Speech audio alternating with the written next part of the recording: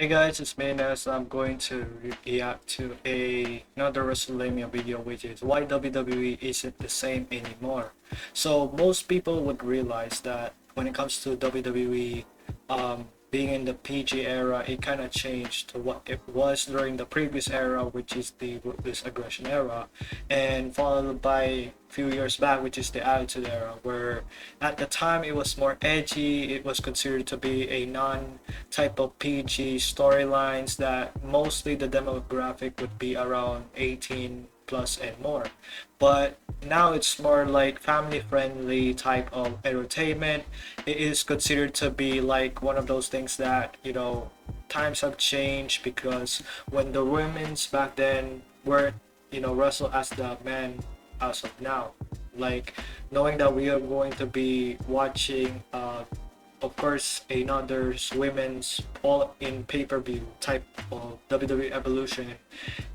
By the time of this recording, somewhere like by the time we get to Saturday or Sunday or some sort. But it is one of those things that at the time, wrestling back then was very interesting because of the storylines. People were engaging more of what it was back then. Now it's like some of the hardcore fans were, the same. They can still watch, but it's up to them. And knowing that we had new audiences that mostly are casuals.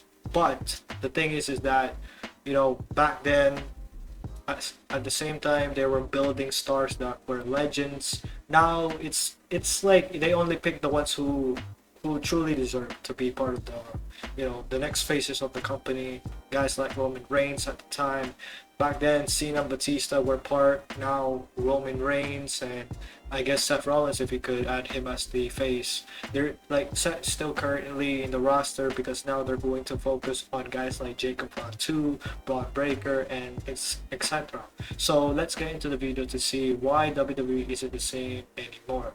And there's a lot to talk about it, but regardless, here's the video. If there's some that it doesn't put in, I'm gonna add some information at the end of this video. WWE just doesn't seem the same anymore. Be sure to subscribe and hit that notification bell for daily wrestling videos, and follow us on Facebook for exclusive lists. And the landscape at WWE has vastly changed over the past 5 years. Ever since the COVID-19 era, something has just felt off about the product.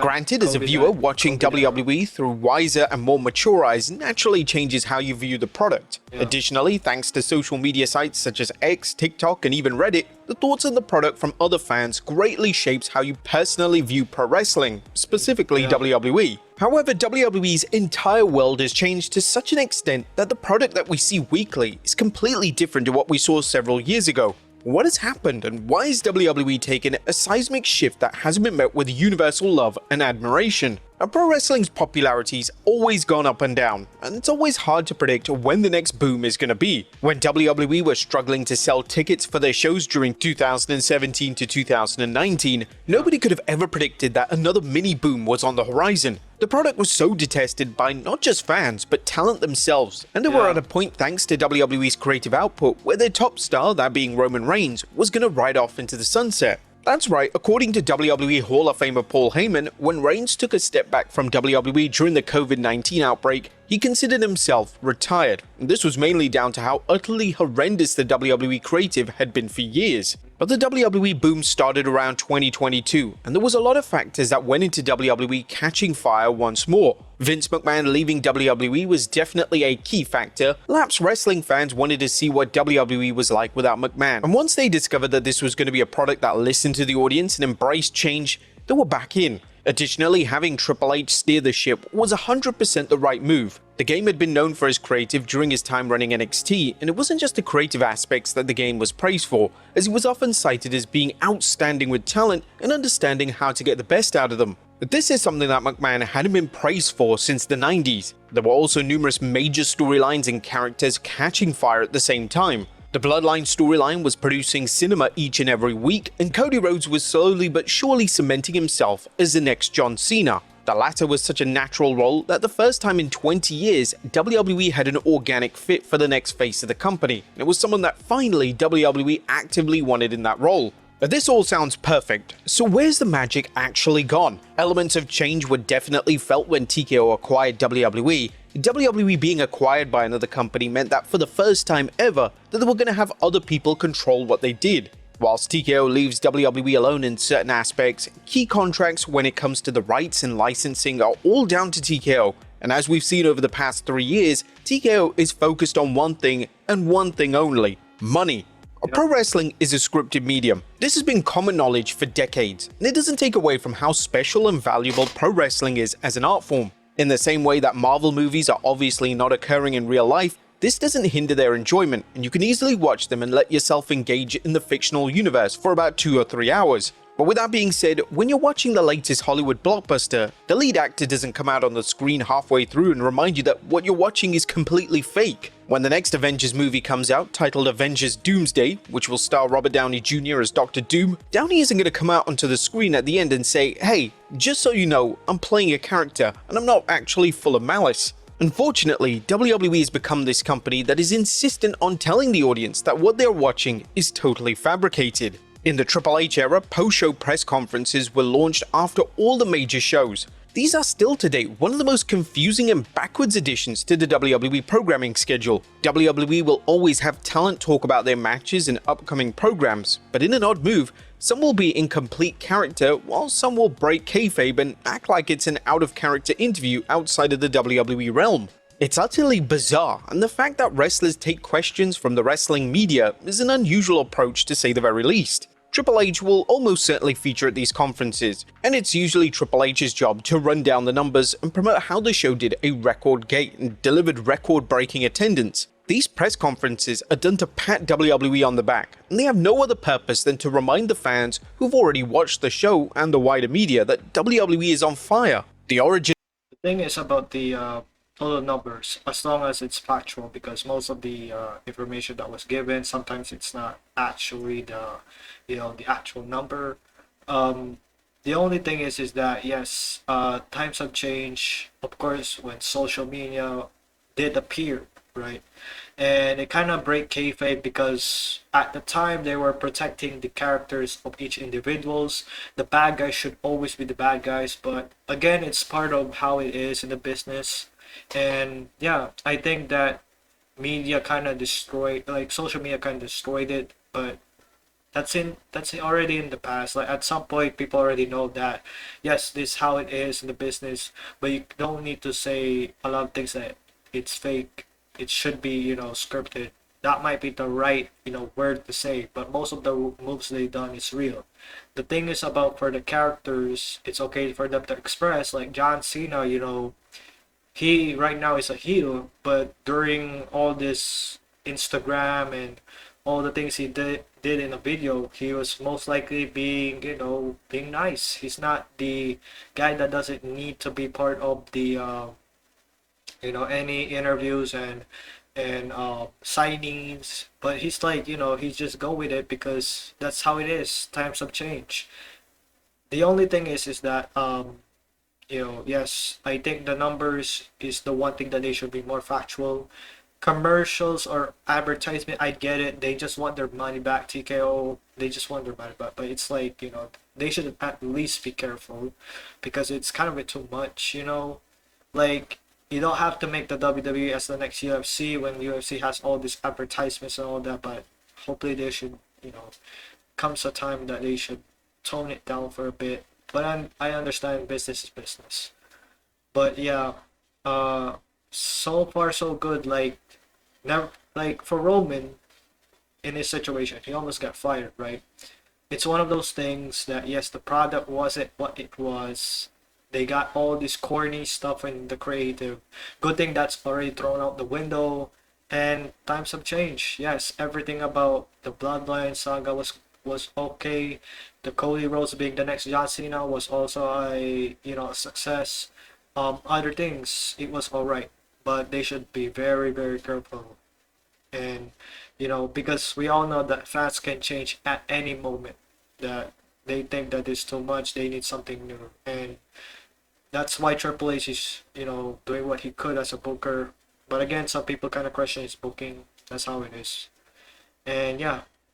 These post-show press conferences is no doubt from pro sports, as they are common in most sports in the US and Europe. This, however, sends a mixed message. WWE wants to act like they're a real sport by doing these, but are they willing to break kayfabe during them? WWE that's either one of needs the to fully things. embrace kayfabe or just leave it behind, as it makes no sense to blur the lines to such a confusing extent, and it's slowly turning fans away from the product as it lacks identity and, most importantly, soul. When it comes to breaking kayfabe, WWE would open their latest era, titled the Netflix era, by having Triple H introduce the show in a video package where he stated, "A great swath of American culture is born of that internal battle between the face and the heel. From ecstasy to humiliation, fame to obscurity, and back again. An endless cycle that changed the rules and blurred the lines, made it harder to distinguish the good guys from the bad, and the shoot from the work, the real from the unreal." The WWE opening their biggest Raw show ever by telling the audience that the show is all fake was certainly a bold choice, and the game was even forced to defend this call on the post-Raw press conference, but his justification was a generic answer that really didn't delve into the why. Unfortunately, for those that believe WWE is going too far with this, it's not going away anytime soon. We have names such as The Rock shooting a major angle, then just minutes later going live on a WWE sanctioned show and reminding everyone that he's not really a bad guy and going into the inner workings of his heel persona. WWE will also release a series titled Unreal. This will see WWE show fans the inner workings of the creative team, and based on the trailers for the show, they're going to show fans how to put matches together and why certain wrestlers are picked for certain programs. They should at least try the ones that is like building new stars. You could argue like, certain things that would define themselves that, okay, this is the guy that we want as the next guy, as champion, like that, this and that. What would be the inspiration towards that type of story, anything. But, it's up to them. But I can't wait for that to see. I'm not gonna, I would probably gonna make a video on how it is, how good it might be, maybe a quick summary to it. But something that is a bit interesting to know about what's behind the scenes and then how it is built up in some ways. Does it sound like a unique program? Well, yeah, sure. But do we really need to see this as an audience? Some things are better off left to the imagination. Well, yeah, if WWE are going to continue okay. down this path, we're going to get to a point where the wrestling media dirt sheets are abolished. WWE will run their own dirt sheet and they will reveal all the insider information regarding the company themselves. That would be way better. Sometimes it's like, the thing is about the dirt sheets, they do whatever they could just to make a credit. But, I remember there were times that they kind of predicted in a way or something like that, that they know what's going to happen in the match. And then what happened is that Vince, during the time, he kind of changed the outcome because he doesn't want to make it too obvious, because that's what most people done nowadays, and it's kind of a shame. That's why leaks are one of the most, I would say, a type that is going to spoil everything, the spoilers of some sort. Like, you don't really need to expose, just let it play and see. Who knows if that's the result overall, that's how it is. You don't need to at least give all the credit to yourself because you just only got the leaks. Presentation is one of the most important elements of a pro wrestling company. Pro wrestling needs to be presented in a certain way to be taken seriously. The wrestlers themselves should have an instant aura thanks to their theme music. The way they dress should scream superstar, and the way they walk, talk, and interact with others should have gravitas. One of the things that Vince McMahon managed to master was the presentation of wrestlers and shows. McMahon understood the importance of presentation, specifically a theme song. McMahon would always realize that the theme song is perhaps the single most important element of a wrestler's visual and audible presentation. There was never a point during McMahon's tenure that wrestlers were given a theme song just for the sake of it. The iconic Jim Johnson often produced tracks with a specific wrestler's character and persona in mind. However, in 2025, WWE used the infamous Def Rebel, and they seem to randomly assign a song based on what they already have in their back catalog. WWE's shortcomings when it comes to the theme songs are exposed at the Royal Rumble every single year. Due to the show taking place in a gigantic stadium, they rely on the theme song to deliver that initial pop. Due to half the wrestlers having bland, unoriginal theme songs, a solid 50% of them failed to muster any type of reaction at all. Case in point, Finn Balor this year, a man who was once Universal Champion of WWE, absolutely getting no reaction whatsoever. TKO recently signed a deal with Def Rebel for the UFC, so sadly, the issues with theme songs aren't going anywhere, and despite names such as Metro Boomin campaigning to work with WWE, it looks like they have zero interest in splashing out in this department. Another Come on, element of bro. WWE's You even got Metro booming, man. Like, why? presentation that has Like, changed for the goddamn, worse man. is their staging. During the 2000s, it was expected that no matter what the show was, WWE would go all out with a Yeah. unique stage. This would give even the worst shows a sense of identity. But now, Another thing, I really miss this type of, stage design. I get it, it's a different era, but, back then it was like unique in a way. And right now it's like just like this. Like no creativity whatsoever. It's just basically like that and that's all. It's really a shame, not gonna lie. with every single show outside of Mania virtually using the same set, every Only show blends into WrestleMania one. is This an impacts how exception. memorable they are as a viewer. This is naturally a cost-cutting measure, but Yeah. every single cost-cutting measure seems to impact the overall presentation of the show, and WWE and TKO are seemingly never putting any money back into things that should matter. Yeah. WWE's event calendar in the first half of 2025 has been an utter disaster. In a unique move, WWE would have the Royal Rumble take place on February 1st, and this was done to accommodate a Saturday night's main event that would take place just 7 days prior. This way of formatting the shows meant that WWE had an extended build to WrestleMania, and this hindered the build as WWE acted like they were building towards a Fastlane show for the first 5 weeks. Coming out of WrestleMania, WWE would go absolutely crazy with their events, as it would have a show virtually every 2 weeks, thanks to them having the majority of their contracted Saturday night's main event shows in the first half of the year. This has been totally exhausting as a fan, as nothing has been given an opportunity to breathe. And the crazy thing is, following the Saturday night's main event and Evolution double bill next weekend, It's crazy though because you got another Saturday's Night main event. I feel like they should at least, because in 1 year you can make this at least 4 times.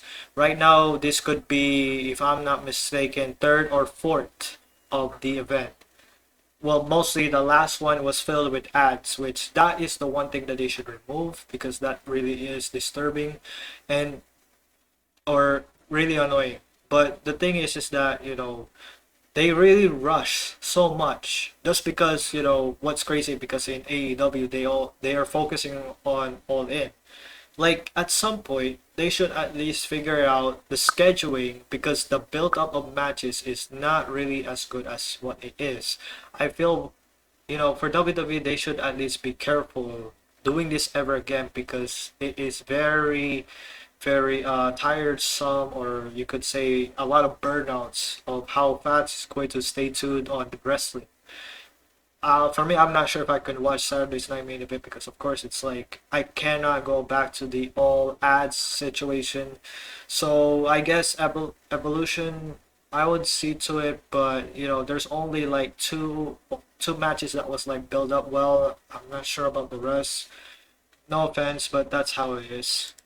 they won't have another Saturday night's main event special until Yeah. December. WWE have to avoid this format in subsequent years, as the sheer amount of programming has without a doubt put fans off. The Yeah. WWE lineup used to be extremely easy to follow, as it would be one major event each and every month, and even the Yeah. most casual fans would be able to follow what was occurring and when. However, even the most diehard of fans are stunned when WWE reminds viewers that there's another PLE next weekend. Where's the soul gone? The WWE still has a lot of positive attributes as a company. There are numerous wrestlers that have been pushed due to being organically over, and this type of booking was virtually nowhere to be found under Vince McMahon. Additionally, the shows, specifically Raw, are mostly enjoyable, and the big matches on TV are known to deliver. However, the issues mainly exist thanks to the way WWE are presenting the show, and the fact that they're beginning to take the audience for granted. These complaints are shared often by fans on social media, but WWE takes zero action. In fact, Triple H has firmly turned against the fans, and he spent the majority of the media tour at WrestleMania 41 telling interviewers that the fans' opinions don't matter.